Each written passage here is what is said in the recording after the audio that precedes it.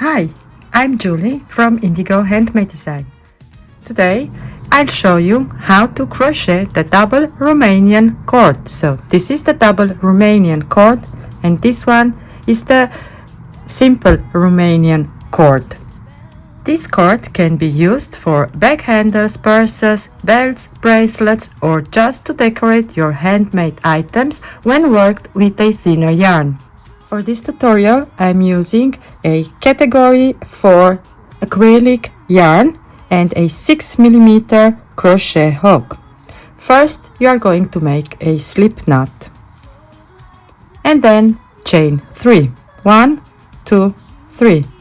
Single crochet into the second chain from the hook. Single crochet in your last chain. Now turn your work from right to the left. Turn from right to the left. Single crochet in your second single crochet